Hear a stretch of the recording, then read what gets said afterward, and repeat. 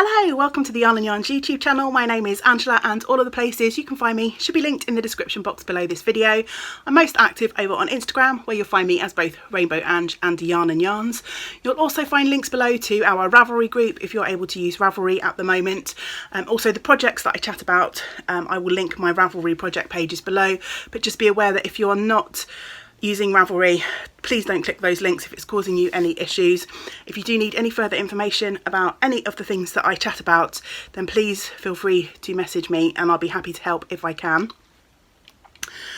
You'll also find links below to my website. I run a small yarn shop, a home-based yarn shop now.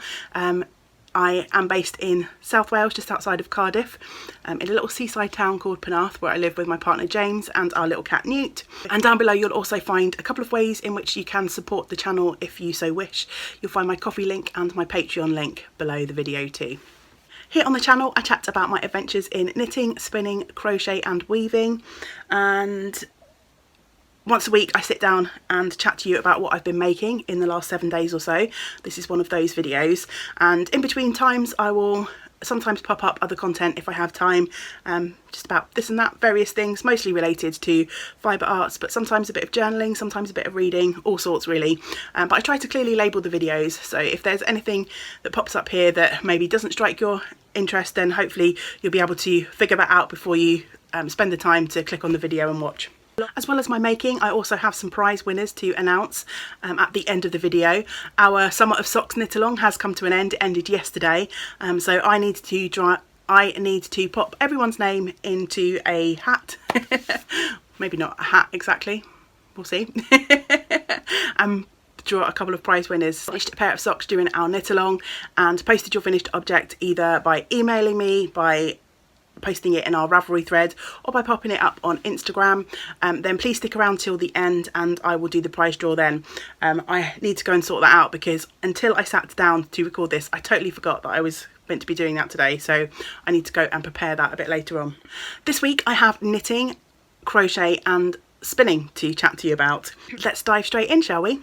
I think I'll start with knitting this week. If you have followed along for a while, you may have already spotted that I am wearing a finished object this week. So I actually have two finished objects and a work in progress to share with you. I'm wearing my Rift, which is a pattern by Jacqueline C. Slack, and I will pop in a little bit of video at the end of this segment showing what the top looks like on me. I'm sat down at the moment and it would just be a little bit awkward for me to try and get up and show you a full length shot. If you have been following along for a while, then you will know that I cast on this top a few weeks ago. I was gifted this beautiful bright orange yarn, my favourite colour, by the lovely Zoe of Pins and Needles UK, and she received this in a knit crate box, and it is the interlock yarn from Ordine Walls, which I believe is the knit crate brand. Zoe is a knit crate affiliate, I think it's called. If you're interested in a knit crate, then I'll pop a link to Zoe's channel below, and I believe that she has links under her videos which will give you some sort of discount if you subscribe to Knit Crate. But yes, this yarn is 34% cotton, 35% linen, 19% lyocell, 11% nylon, and Zoe gifted me two skeins of this yarn. This is the pigment colourway, and I figured I would have just enough for a Rift, and I did. As you can see, and I had a teeny little bit left over. I haven't actually weighed this yet, but there's actually a fair good chunk of that left. I opted to make the short sleeve version, and I've put a v-neck on the front of mine. I didn't go for as much positive ease as recommended in the pattern. I think the pattern recommended something like 6 to 10 inches of positive ease. I wonder if I have the details on my printout. Possibly not. Do you care? Probably not.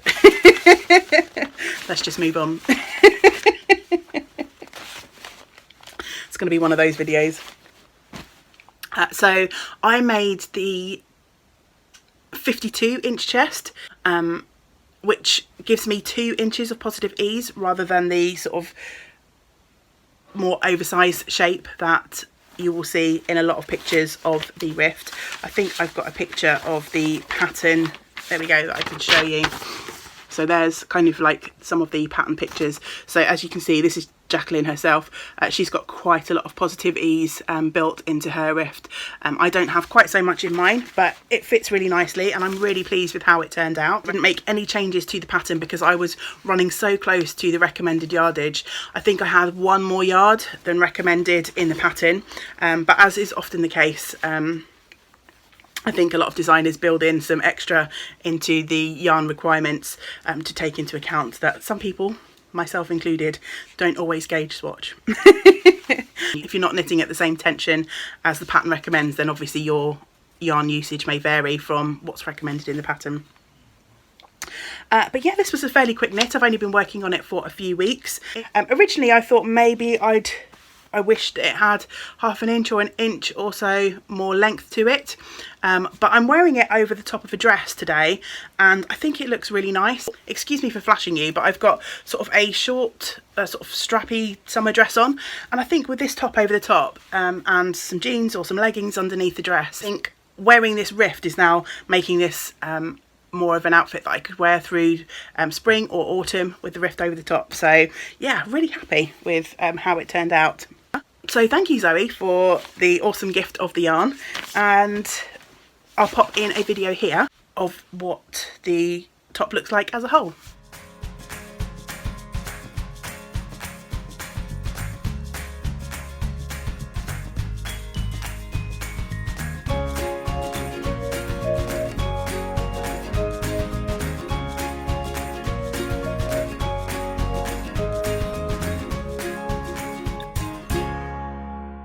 As well as the rift this week, I also finished another project, and I showed this off last week. I had picked this up and started working on it.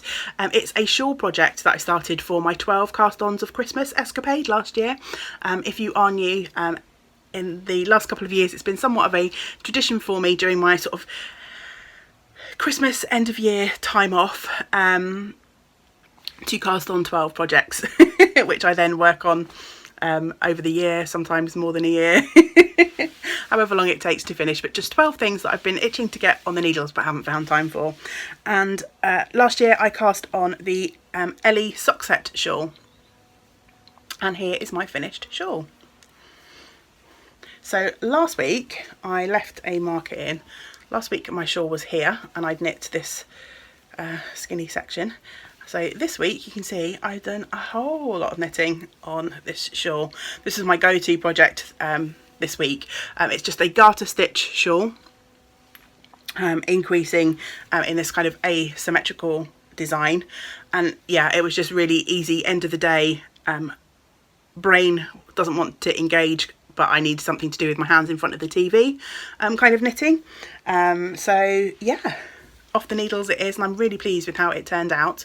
I knit mine, so the pattern is designed to work with a sort of companion sock set, which you see a lot of indie dyers offering, where you get sort of like 100 grams of a main colour and then a 20-gram mini for contrast heels, toes and cuffs. I didn't have a sock set like that in my stash when I cast this on, so instead I used a sock blank and a mini skein, and I thought that I was going to run out of my blue mini skein before I got to the end, and I thought I was going to bring in a green mini skein to cast off, but as you can see my blue actually lasted through the whole project. Which was brilliant because I love how the blue contrasts with that main colour. So for mine I used a sock blank from Little Stone Cottage Yarns, and when I went to link this company below, they've got a website listed on the back of the card. When I went to link the website last week, it doesn't appear to be in existence anymore. I forgot, I should have checked on Instagram because I've got Facebook and Instagram, but yeah, I'm not sure if this company is actually dying still. The sock blank was a gift from my lovely friend Mandy. Hi Mandy, if you're watching. And it was this lovely striping sock blank. As you can see, I've got a little bit left, and I paired that with a mini skein from a set that I purchased from Caroline, who is Colourful Creativity. She had a mini set called Rainbows But Darker, lovely blue in that set, and I'd already used this to put in some heels or some toes on a pair of socks. had a bit left over, so I started to use that in here, but I didn't have a full 20 grams, which is why I thought I might need to move to this green, but in the end the blue made it all the way to the end. This is a fairly smallish shawl, but for what is essentially a one skein shawl, because of the garter stitch, it blocked out beautifully, blocked out really sort of big compared to what it looked like when it came off of the needles. Garter stitch has that nice sort of squishy stretch factor.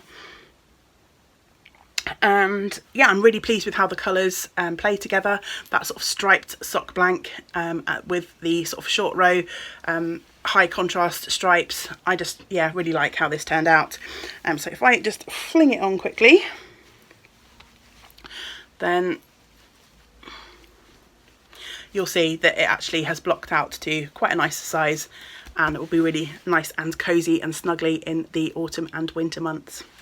It's way too hot to sit with a knitted top and a knitted shawl on today, but we'll see how long I can manage it. I might expire, but for you I will do this. So yeah, 2 finished objects in 1 week. That's pretty unheard of these days. I didn't say when I was chatting about the rift, but I didn't actually have that much left to finish. I literally had to pick up for the sleeves and cast off. So that project was done. I think I recorded last Tuesday, and I think I'd cast it off Wednesday evening. So yeah, the rest more or less of my week was spent on the sock set shawl. Until that is Sunday afternoon when I cast this off, and I swapped then to my work in progress for the week, and that is living in this lovely red cardinals bag. This fabric was gifted to me by my friend Lisa. Hi Lisa, if you are watching. And in here I am working on another shawl. This was another project that was picked for me by my when I played my fun little dice game to pick the projects that I was going to work on in September. And this is the Waiting for Rain shawl, which is a pattern by Soft Sweater, I think, Sylvia McFadden. It's not on my printout, but yeah, again, I'll link the project below. I think it's a Sylvia McFadden pattern. And this pattern is quite a large shawl. I think it's going to use more than 1 skein of yarn, and I've knitted the first garter section, as you can see. I do have a marker on here somewhere. There it is. So when I picked this up, I was here, and so as you can see, I have knit a fair amount. This pattern increases quite quickly. You're increasing 6 stitches every 2 rows. So I finished the first garter section, and I'm about to put in, this shawl has really pretty sort of short row lace sections in the pattern. I'm not sure if I've got a picture. No. I'll insert a picture up in the corner of one of the finished object pictures from the pattern page. So yeah, I finished the garter stitch section yesterday evening, and I thought, right, I'll just leave that as is for now. I won't start the short row section. I shall give myself a bit more headspace. It was about 10 o'clock last night when I did that. For this project, I'm using some yarn that I purchased at Wonderwall about 2 years ago, I think, from Ainsworth and Prynne, and this is their Linnet colourway, and this yarn is so soft and squishy. It's 70% baby alpaca, 30% silk. This yarn is a real treat. It was I think, if I remember rightly, it was a fair investment. It wasn't the cheapest of yarns, but it was my second year visiting Wonderwall, and this was kind of like my luxury treat yarn. But it's such a beautiful colourway. It's kind of like this soft sort of oatmeal-y background with pops of blue and rusty orange, which aren't really showing up that well on the camera, but yeah, it's just gorgeous to work with. I think you can see some of the orange a little bit better when I hold it this way round. I contemplated making a love note out of this, and part of me kind of wishes that I had now, because it's just so beautiful to knit with. But it's going to make a super luxurious, soft, squishy shawl. So yes, I'm going to be working on this over the coming week or so.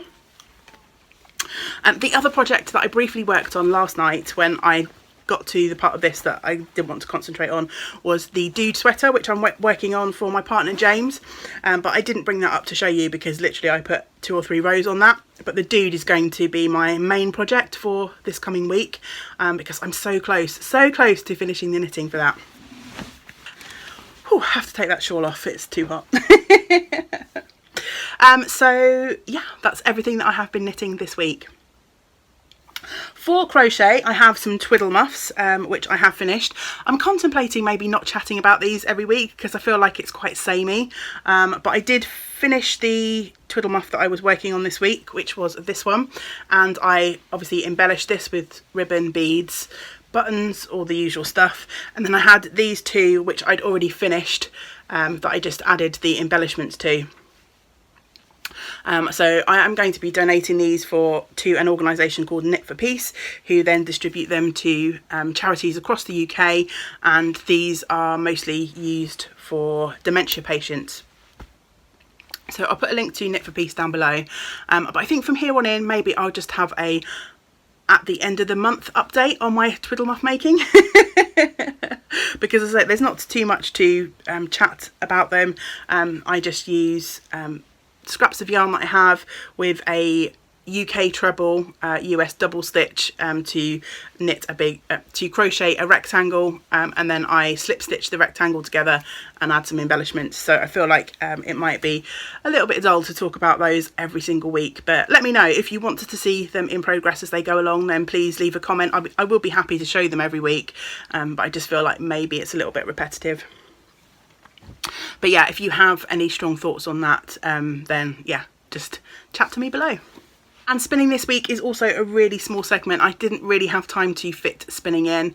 I'm still struggling to sit at the wheel. I've tried it a couple of days, but I couldn't quite get into the rhythm of it this week. I'm still experiencing a little bit of pain with my back and my leg. I have done a little bit of drop spindling this week, not tons, so I won't dwell on it, but I picked up my project that I'm working on. This is some Ashford Sliver fibre in the Sunset colourway. Yeah.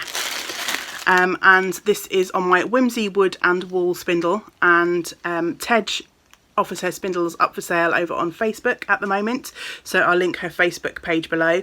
She was based in New Zealand, she's now based in Belgium. It's a beautiful birch spindle that I purchased when we were travelling in New Zealand, and I am just spinning this Ashford fibre that was gifted to me by my lovely friend Tracy, who lives in New Zealand. And yeah, I'm just spinning away on the second half of this fibre and doing a little bit here and there as and when I can. The fibre is a beautiful blend of New Zealand merino and silk in beautiful pinks and oranges, and I'm literally just tearing off chunks from the fibre braid and spinning it as it comes. I've already spun the first half of the fibre ages ago. Oops, got bits of fluff stuck to it. So yeah, that's what my first singles looks like, and so I'm busy working away on the second half of that fibre. Very slow spin, but enjoyable when I do pick it up. I hope to fit in a little bit more spinning this week. So yeah, that's everything that I have been making this week. As always, let me know in the comments below what you have been making, what you've been up to. I always love to chat to you. I'm still a little bit behind on replying to comments, but I'm slowly catching up, so please bear with me. I really appreciate all of your support, all of your lovely comments, and I will reply to you. Once I've finished recording this, I'm going to go off and sort out the winners for our knit along prizes. So I shall insert a video of that here. I'm back. It's a little bit later on in the day. I had to take my rift off, it's so warm today. But I am going to be doing the prize draw for our Summer of Socks knit along.